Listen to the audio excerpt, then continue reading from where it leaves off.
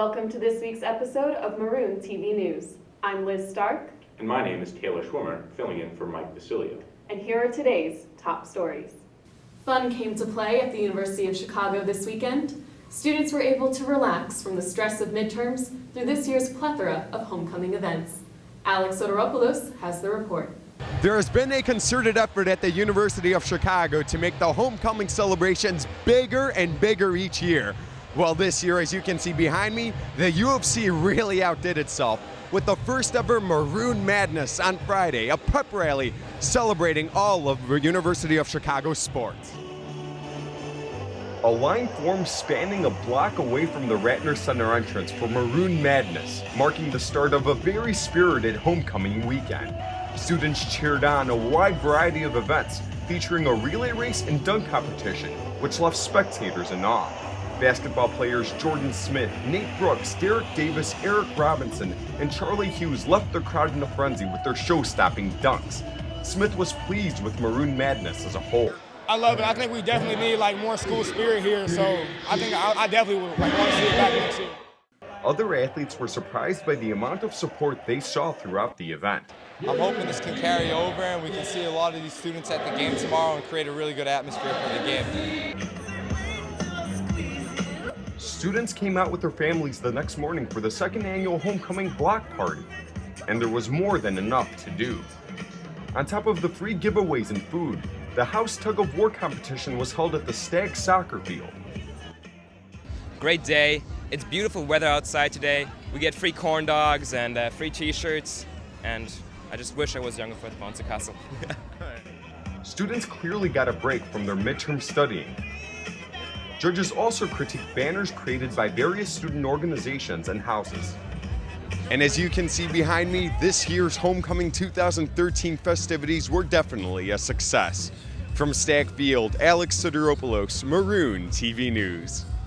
2 University of Chicago professors were awarded the Nobel Memorial Prize in Economic Sciences on Tuesday. Professor Eugene Fama, professor of finance at the Booth School of Business, and Professor Lars Peter Hansen, research director at the Becker Friedman Institute, were awarded the coveted prize, along with Yale University professor Robert Schiller. The 3 were awarded the prize for their empirical analysis of asset prices. According to documents published on the official Nobel Prize website, the researchers made significant contributions to our understanding of how financial instruments, like stock prices, can be predicted. Although the Nobel Prize is widely regarded as the most prestigious in the world, these new laureates aren't resting on their laurels. The Associated Press reported that Professor Fama still planned to give an exam in his Econ 389 class the day after winning the prize. On Thursday, Houston Mayor Annise Parker took a break from her re-election campaign to pay UChicago's LGBT community a visit. Osita Wanevu has the report. Houston Mayor Annise Parker gave an alternately heartfelt and humorous address to UChicago's LGBT community last Thursday night. The media coverage fell into 2 broad categories. It was, there's a lesbian mayor of Houston. Or it was, Houston must be a mistake. How could this happen in Houston? Isn't Houston in Texas? Anti-gay bullying, the gay community's relationship with religion, and a wide variety of other topics affecting LGBT people were all addressed at length, but Parker devoted the most time talking about the need for self-acceptance within the gay community. This central theme was embodied in a quote Parker said has inspired her from the beginning of her career. The quote is from French philosopher André Gide. And it says, "It is better to be hated for what one is than loved for what one is not." Now, it's a little more harsh than Shakespeare's "To thine own self be true," but there have been times when I really needed to remember that message. She also fielded questions from the audience, including one from SG President Michael McCown about Houston's independence from the rest of the state. Cities receive almost no funding from the state of Texas, so we are on our own, and we're home rule cities. We make our own laws, and we run ourselves. Third-year Christian Adams was enthused by the mayor's visit. We had a lot of great ways to kind of go forth into the community and to, I guess, talk to people about these different types of ideas and to go kind of reconnect with the mainstream. Osita Wanevu, Maroon TV News. The 35th Annual Humanities Day is this Saturday from 9:30 a.m. to 4:30 p.m. Humanities Day features a series of lectures, tours, and exhibits intended to help the UChicago community explore the humanities. Community members can also learn about literature, music, and visual arts from guest speakers and university faculty. Some of the lectures include What is World Literature?, The Ethics of Emotions, and Good and Bad in Human Action. For more information about the programs and speakers, please visit humanitiesday2013.uchicago.edu. For all of our hungry viewers, student representatives have been discussing the possible addition of a fast food venue to the Maroon Market, commonly known by students as Bart Mark. The Dining Advisory Group 3, composed of 3 members of the Inter-House Council and 3 student government members, has been meeting with Campus Dining to review a number of concepts. Campus Dining Director Richard Mason told us that there is a possibility of a flat-top grill that would be added to Bart Mark. This would create more dining options than the Subway in Midway Market. Mason added that their final choice would be complementary to current dining options on campus, cater to the late eating habits of many students, and address the limited seating in the Maroon Market.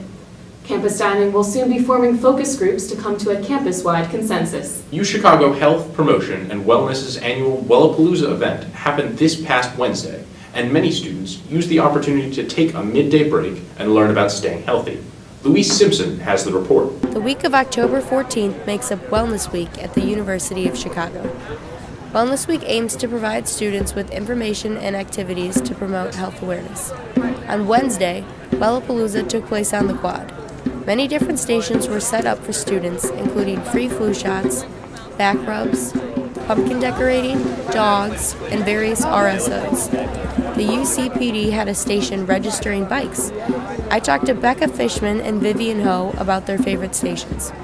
Have you seen the trail mix? There's M&M's, Reese's Pieces, what is this, cranberry nuts? Crazy, and it's free and good for you. The postcard one was fun because you get to write letters, and I've been meaning to do that, but I didn't know if there was. Yes, I like the candy. Certain stations were set up to test students' knowledge of things such as food portion sizes and the benefits of vitamins. I participated in the Bartender Challenge and attempted to measure out the correct serving size for a shot, the standard drink for beer, and the standard drink for wine. And this looks like a small wine glass, right? Yes, just a little bit. You're good? You're good? Okay. And that was just about perfect. Wow, you did really great. Wellness Week at U of Chicago is a biannual event and takes place in the fall and spring. One satisfied participant will certainly be back in the spring. I drew this pumpkin. I started out, I drew some glasses, and then I drew a beard, and then when I drew it looked cool until I drew in his eyebrows, and then now he looks scared. I also got some trail mix and these magnets. Happy Halloween, and have a nice Wellness Fair. Stay healthy, UChicago. Louise Simpson, Maroon TV. This past Monday, UChicago Friends of Israel hosted a lecture by Ronnie Edry, an Israeli graphic designer who created the Israel Loves Iran peace movement. I sat down with Mr. Edry to discuss how a single picture that he posted to Facebook helped launch his global campaign and open communication between people all around the world. How did you come up with the idea for your campaign? I didn't come with the idea. I mean, it was just, at the beginning, was just one image, one poster, and I think the idea came to the people to be part of that image. So they sent other images, asking to be part of that, asking me to make them a poster like the first one, and that's how it became something bigger than just one person. So I didn't come with the idea, but when I realized it was happening, I keep it on pushing it. So it started with an image on Facebook. So if you could just describe how that happened. You created a picture with your daughter, and then you posted it to Facebook, and then what happened? And then something strange happened. People from Iran respond, and it was unexpected, I think. And that's the beauty of social media. You don't know what's going to happen. You can post something and nothing is happening. And now people from Iran were talking to me, so that's how we started that big conversation, keep on talking until now. And now here's political analyst Sean Graff with this week's news in politics. Just after midnight on Wednesday night, President Obama signed the bill to reopen the federal government. Most Republicans in the House voted no on the bill, signaling they were willing to risk an economic meltdown. The agreement was worked out in the Senate after Republicans gave in on their demand to alter Obamacare. The government shutdown lasted 16 days and cost Americans $24 billion. Joining me now is Jonathan Godoy. So Jonathan, this past week, there was the government shutdown, and my question really to begin with is, many people on the left and the right blame Republicans for the government shutdown. What was achieved by having this government shutdown? Well, if you look at the results, really nothing at all. As far as why this whole shutdown started, it seems that there's a faction of the Republican Party, at least the caucus within Congress, was interested in trying to defund Obamacare. At the very least, try to use these 2 points as leverage against maybe taking out some points and some policies that they didn't agree with. Unfortunately, it was mishandled, misappropriated. We probably overshot our expectations. Because the fact is, right, Obamacare approval went up during this whole government shutdown. I mean, it went up, but marginally, and it's still vastly unpopular among the American public. So I wouldn't say that it was a win-win for Obamacare, and I wouldn't even call this situation a win for Obama himself. There were no real effects in terms of people saw from the government shutdown. I mean, 80% of the government was still open, and unless you're heavily involved in research, and that is directly funded by the government, which there are some on campus, of course, you probably won't even be directly affected. I mean, Postal Service was still up. Right. All right, and I don't think anybody here was visiting a national park in the past 2 weeks. So I think the direct effect of the government shutdown probably minimal on campus. Jonathan, thanks so much for joining us today. Thank you for watching this week's episode of Maroon TV News. I'm Liz Stark. And I'm Taylor Schwimmer. Have a great weekend.